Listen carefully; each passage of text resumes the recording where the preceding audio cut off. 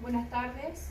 A continuación presentaré un mapa conceptual de la cátedra de metodología cuantitativa en base al análisis de lo que es el proceso de investigación cuantitativa. Bueno, a partir diciendo que el proceso de investigación cuantitativa se caracteriza porque busca medir el fenómeno, utiliza estadísticas y hace prueba de hipótesis y hace análisis de causa y efecto generalmente. Tiene varias etapas. Estas etapas deben producirse de forma secuencial y ordenada, sin embargo no rígida en su elaboración, ya que ciertas etapas las que se pueden revisar, se pueden replantear, como por ejemplo los objetivos respecto a la hipótesis, instrumento. Para partir, tenemos que toda investigación surge de una idea. Esta idea se caracteriza porque debe ser objetiva, debe ayudar a resolver algún tipo de problema o aportar conocimiento. En segundo lugar, tenemos el planteamiento del problema de investigación, que para eso se debe cumplir con algunos criterios, como por ejemplo, delimitar el problema de investigación, establecer una relación entre variables, formularlo como pregunta y tratar un problema medible y observable. Los elementos del planteamiento del problema de investigación son que deben contener los objetivos, que son la guía del estudio, las preguntas de investigación, la justificación del estudio, la viabilidad del estudio, ya que ahí se debe determinar los recursos que se van a utilizar, tanto los recursos humanos, técnicos, sus alcances y consecuencias, y las deficiencias en el conocimiento del problema. La tercera etapa de la investigación es la revisión del marco teórico.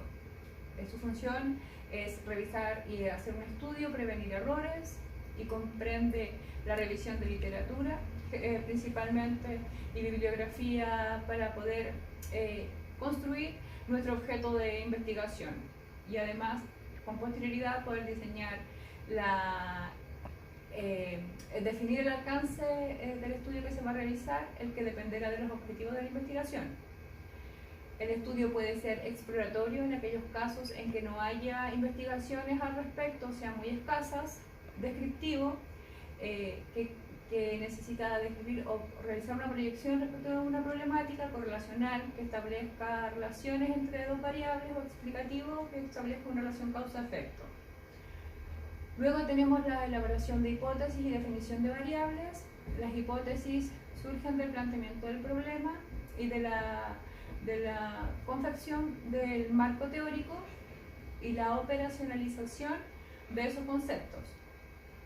Tenemos que las hipótesis pueden ser de investigación, nulas, alternativas o estadísticas. Las hipótesis se formulan según el alcance de la investigación, es decir, en aquellos estudios que son exploratorios no se formulan hipótesis. En los estudios descriptivos, cuando hacen un pronóstico de un hecho, sí se realizan, al igual que en el correlacional, que establece relación entre dos variables, y el explicativo, que busca establecer una relación entre causa y efecto entre variables. Las variables pueden ser de distintos tipos y ellas se caracterizan porque deben ser confiables, deben medir la conducta o el fenómeno que se esperaba. Con ellas se identifica si se logró o no alcanzar el objetivo esperado. Luego tenemos la etapa del desarrollo, del diseño de la investigación, que es el propósito. El propósito de la investigación es responder las preguntas de investigación, cumplir con los objetivos del estudio y someter a prueba las hipótesis. Entonces, luego tenemos la fase 7, que es definir y seleccionar la muestra. La muestra es un subgrupo de la población que se pretende identificar. Su requisito es que se debe definir la unidad de análisis. Las clases de muestra pueden ser una muestra probabilística o no probabilística. La muestra probabilística requiere precisar el tamaño de la muestra, seleccionar los elementos por medio de ya sea un listado muestreal o procedimientos que pueden ser la tómbola, la tabla de números aleatorios, stacks o selección sistemática. En cuanto al tipo de muestreo, a los tipos de muestreo no probabilístico, tenemos el aleatorio simple, el estratificado y por racimos.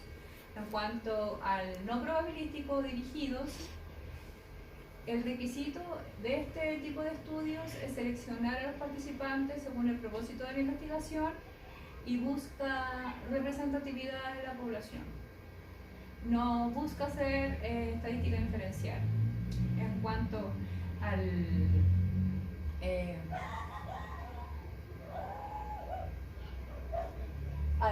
la recolección de los datos, podemos decir que se realiza mediante instrumentos de medición que deben representar las variables de la investigación y su fin es obtener la base de datos para analizar en el sistema computacional.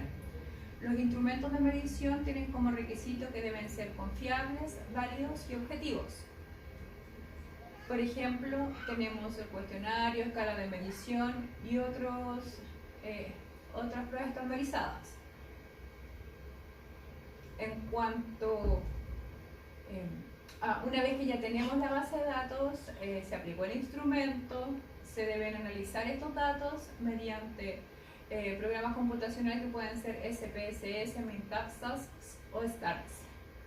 ¿Qué hacen estos? Miden los niveles de la variable, que pueden ser, estos análisis pueden ser descriptivos, sus tipos son distribución de frecuencia, medidas de tendencia central o medidas de variabilidad, o inferencial, que sirve para estimar parámetros y probar hipótesis y se basa en la distribución de la muestra y puede ser análisis paramétrico. Estos análisis paramétricos pueden ser regresión lineal, prueba T, prueba de diferencia de proporciones, análisis de varianza. Y el análisis no paramétrico, tenemos el chi cuadrado, coeficiente Spearman y Kendall y el coeficiente para tabulación cruzada. También puede ser un análisis multivariado. Para finalizar con la elaboración de la propuesta, el reporte de resultados, que debe definir el contenido de la presentación, que puede ser de tipo académico o no académico, el público al cual está dirigido. Debe además hacerse generalmente por escrito en base a tener presente a las personas que va dirigido el informe. Bueno, eso ha sido la presentación, resumen de lo que es sucintamente el proceso de investigación cuantitativa. Muchas gracias. Hasta luego.